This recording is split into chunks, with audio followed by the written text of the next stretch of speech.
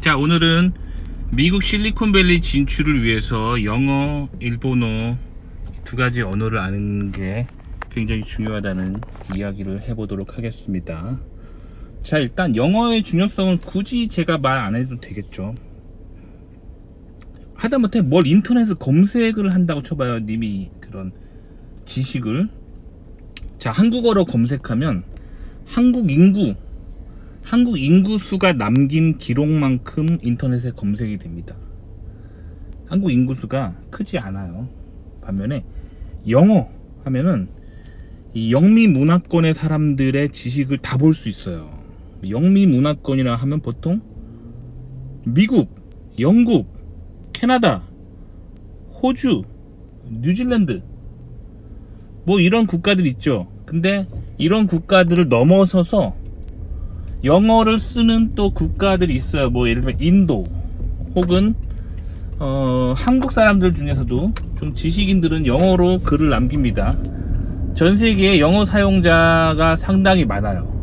그 전 세계 지식인들이 남긴 그 기록들을 볼 수 있기 때문에 영어로 검색을 할 때 정보를 얻을 때 훨씬 많은 퀄리티의 훨씬 많은 자료와 훨씬 좋은 퀄리티의 자료를 얻을 수가 있어요. 그리고 영어가 중요한 건 아시겠죠? 자, 근데 사람들이 일본어가 중요한지는 잘 모릅니다. 영어 외에 또 다른 제2 외국어를 해야 한다면 중국어 아니야? 다들 그렇게 얘기하죠. 저는 그 말에 동의하지 않습니다. 왜냐면 중국어를 잘하게 되면 중국 갑니다. 자, 그래서 중국에서 뭐 전 세계에서 하청하는 뭐 제조업이나 조금 배우겠죠. 그래서 사실 엔지니어에게 크게 배울 게 없습니다. 과학자에게 크게 배울 게 없는 게 중국어입니다. 자, 그래서 사실 영어만 잘해도 돼요. 영어만 잘해도 충분합니다. 하지만 일본어를 하게 되면 굉장히 좋은 베네핏이 있어요. 왜냐면 전 세계에서 미국 다음으로 과학기술이 뛰어난 나라가 사실 일본이에요. 전 세계인들이 다 그렇게 인정합니다만 오로지 이것을 절대 인정하지 않고 방송에서 절대 얘기하지 않고 학교 교육에서도 절대 얘기하지 않는 국가가 하나 있으니 바로 한국입니다. 왜 그러냐면 아시다시피 그 한국이 일본의 식민지 시대를 겪었기 때문에 아직도 일본을 용서하지 않고 미워하는 마음이 있어요. 그래서 그 일본을 폄하하는 그런 경향이 있습니다. 그래서 여러분들이 지금 미디어나 교육, 뭐 공공 교육이나 책 같은 데서 표현되고 있는 일본은 실제 일본의 모습보다 매우 폄하된 모습이에요. 그러니까 여러분들이 실제로 일본 엔지니어들 만나면 수준이 굉장히 높다는 걸 알게 되고 그 벽을 느끼게 될 겁니다. 아시겠죠? 그래서 개인적인 생각으로 첨단 기술 분야에 있어서 미국 다음으로 전 세계 기술 패권을 가지고 있는 거는 미국이에요. 그리고 미국 다음으로 과학기술이 뛰어난 나라가 일본이에요. 아시겠죠? 그래서 실제로 인더스트리에서 그 이공계 인더스트리에서 노벨상을 배출하고 있잖아요. 일본은. 그게 그 증거죠. 그렇기 때문에 일본의 문화와 일본어를 잘 알면은 베네핏이 되게 큰데 단순하게 그 일본 사람들이 뭐 만드는 논문을 읽고자 일본어를 배우는 게 아니라 사실 일본어는 일본어를 배움으로써 얻을 게 되게 많아요. 되게 많은데 자, 일본인들의 조상 있잖아. 일본인들의 조상을 막 캐잖아요. 뭐 일본인들이 부정하고 있는 거예요. 일본인들은 그 자신들의 조상이 한반도에서 왔다는 사실을 인정하지 않아요. 인정하고 싶지도 않고. 하지만 그 역사를 공부하는 사람들은 다 얘기합니다. 일본인의 조상은 한반도에서 온 사람들이었다. 백제나 가야인들, 그죠? 지금 전라도 지역의 사람들이에요. 그 사람들의 조상들이 일본으로 건너가서 일본 문화를 세우고 일본인들의 조상이 되었어요. 하지만 이거를 공식적으로 일본 사람들이 잘 인정하고 싶지 않겠죠. 그쵸? 근데 일본 왕실의 사람들이 비공식적인 자리에서 이야기를 한 적이 있어요. 그래서 그 예전 그 왕실 분이 그 인터넷 검색하면 다 나와요. 실제로 비디오까지 있어요. 그 자신들의 어떤 족보, 왕실의 족보를 읽어봤는데 쭉 거슬러 올라가면 백제개가 나온다라고 그렇게 이야기합니다. 그러니까 그래요. 그래서 어떻게 보면 유전적으로 DNA 유전적으로 매우 가까워요. 한반도 사람들의 매우 가까워요.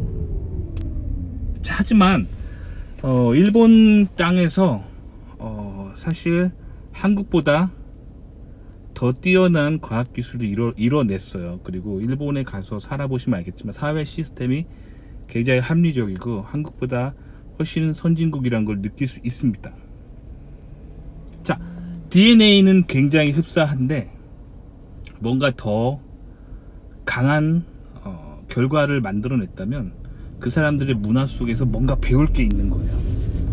그래서 배울 게 되게 많아요. 사실 일본의 문화와 일본 책을 여러분들이 조금 공부를 하면 배울 게 되게 많습니다. 그러니까 사실 서양인들 뭐 예를 들면 영국인들의 문화와 영국인들의 정신 뭐 이런 걸 배우면은 뭐 그게 사실 영미 뭐 대영 제국부터 지금 미국을 이끈 사상까지 그런 걸 배울 수 있지만 어떻게 보면 우리한테 적용하기는 조금 무리가 있는 게 기본적으로 체격이 좀 다르잖아요. 그죠? 체급이 되게 중요해요. 그 격투기 경기 보면 아시겠지만 체급이 되게 중요해요. 170cm에 70kg 정도 나가는 남자랑 185가 넘고 몸무게가 한 90kg 나가는 남자랑 뭐 비슷비슷하게 뭐 격투기를 연마했다고 하면 체급이 큰 사람이 무조건 이겨요. 거의. 그래서 뭐 우리 몸의 그 체격과 등치를 무시할 수 없거든요. 그러니까 뭔가 이렇게 문명이 이렇게 발전 나가는 것들 좀 이렇게 할 때 그 가지고 있던 체격들을 좀 무시할 수는 없거든요. 그렇기 때문에 뭐 예를 들면 뭐 전투가 일어났다고 쳐봐요. 그래서 뭐 양쪽 다 철기 시대라서 뭐 칼 한 자씩 들고 전투에 임한다고 쳐봐요. 그러면 체격이 큰 사람들이 이긴다는 거예요. 뭐 그런 것도 있고 뭐 그래서 여러 가지 문명의 발달 단계를 봤을 때 이제 그런 서구인들의 그런 어떤 서구인들에게서 물론 배울 점이 있지만 그거를 다이렉트로 한국인에게 적용하기는 힘들어요. 근데 일본인과 한국인은 유전적으로 굉장히 흡사하다니까요. 그 조상의 뿌리들이 보면은 그렇기 때문에 그런데 뭔가 더 강력한 거를 이룬 것이 있다면 그게 왜 그랬는지를 볼 필요가 있어요. 물론 일본 제국주의와 그런 일본의 군국주의 뭐 그런 극우 세력들은 문제가 있어요. 그거를 뭐 배우자고 하는 거 아닌 거 아시죠? 그러니까 모든 강한 민족들에게는 배울 것이 하나씩 있다는 거예요. 그걸 놓치면 안 돼요. 그래서 그 한국의 대기업 총수들은 한국의 대기업 총수들을 자세히 보세요. 그러면은 일본어를 다 잘합니다. 일본어를 다 공부를 시켰어요. 자식들한테.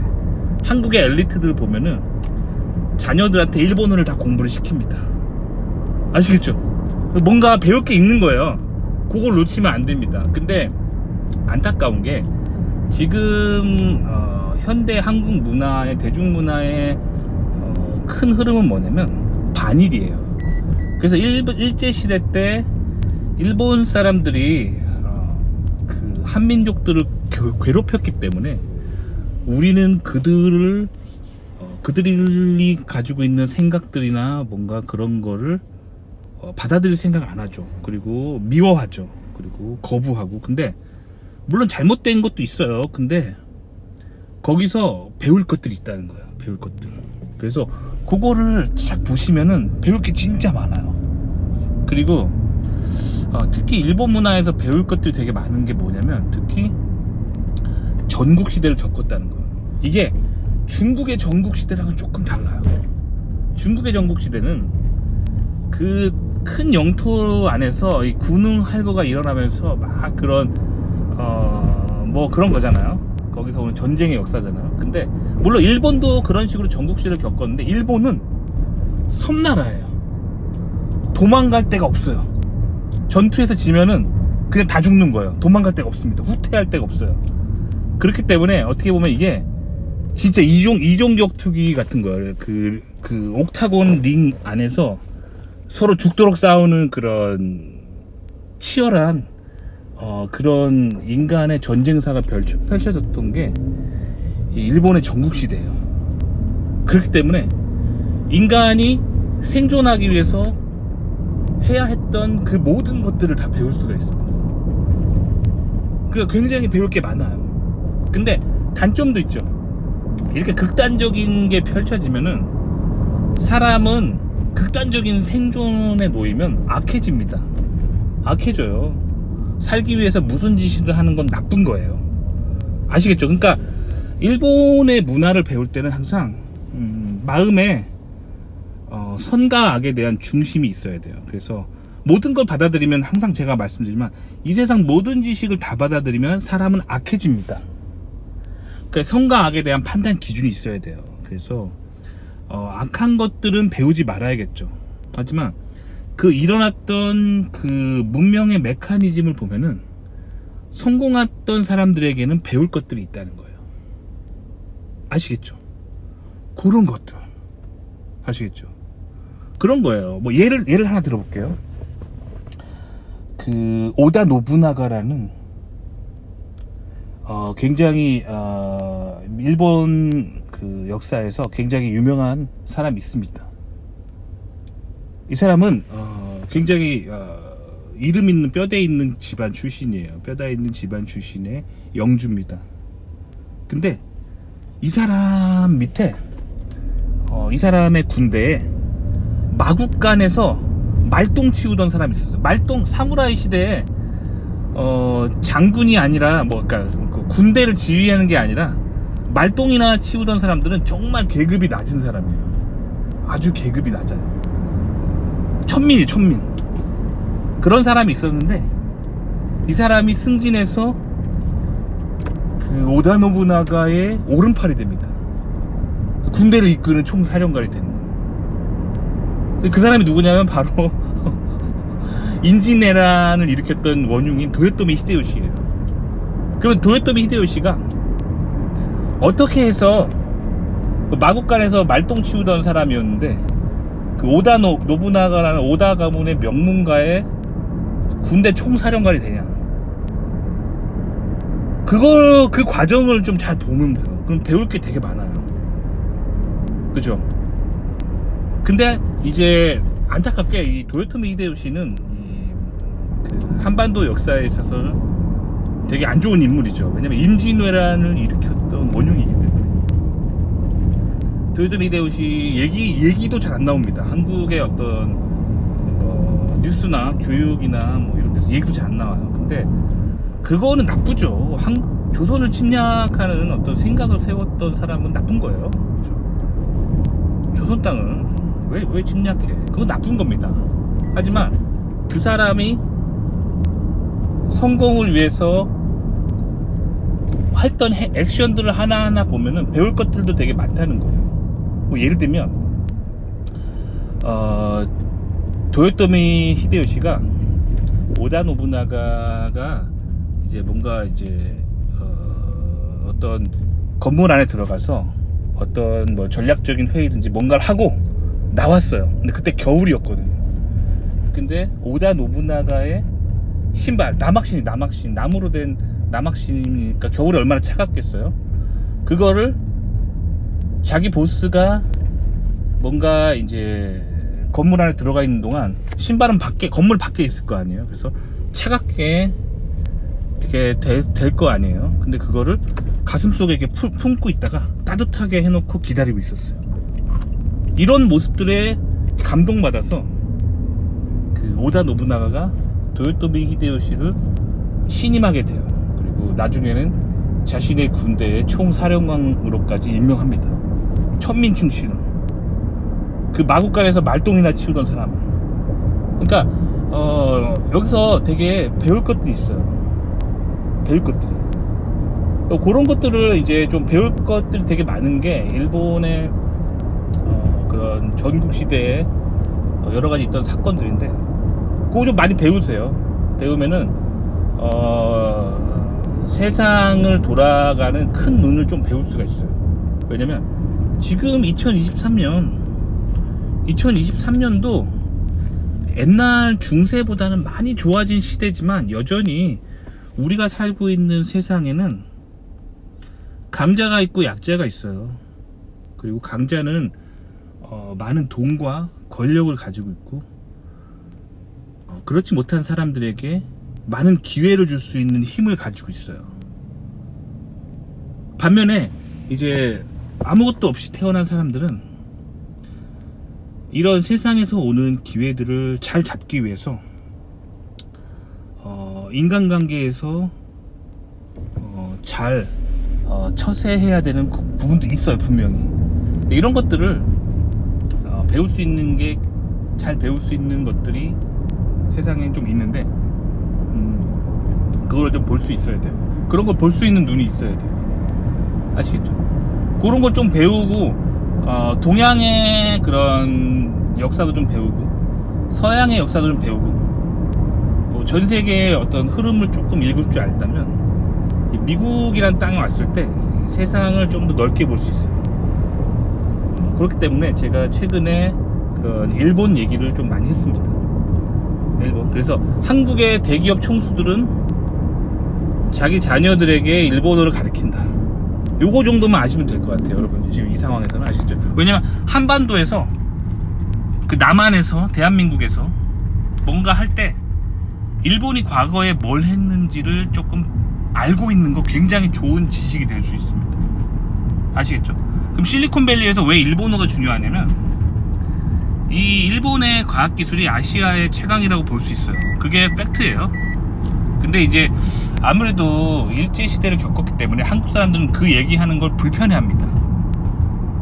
근데 남이 불편해한다고 해서 팩트가 아니게 되는 건 아니에요. 그러니까 일본어를 계속 공부하고 있으면 일본 쪽의 기술을 습득할 수 있는 그런 찬스가 더 높아지겠죠.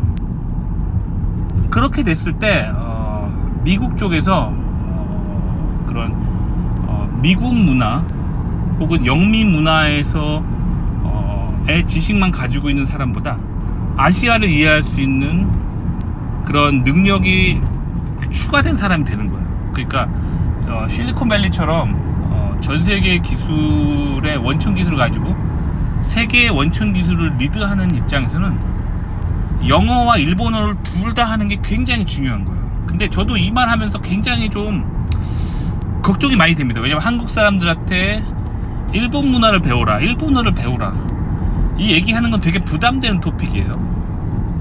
부담되는 토픽입니다. 예전에 제가 이 얘기 했을 때도 제 구독자들 중에서도 조금 막 안 좋은 댓글 다는 사람도 있었어요. 그 일본을 그렇게 배울 필요가 있을까요? 거의 이런 마인드잖아요, 한국 사람들. 그러니까. 근데 실제로는 그렇지 않다는 거죠. 세계 무대 속에서 뛰려면 영어도 잘 알고 일본어도 조금 할 줄 알면 굉장히 좋다는 거예요. 도움이 되셨기 바랍니다.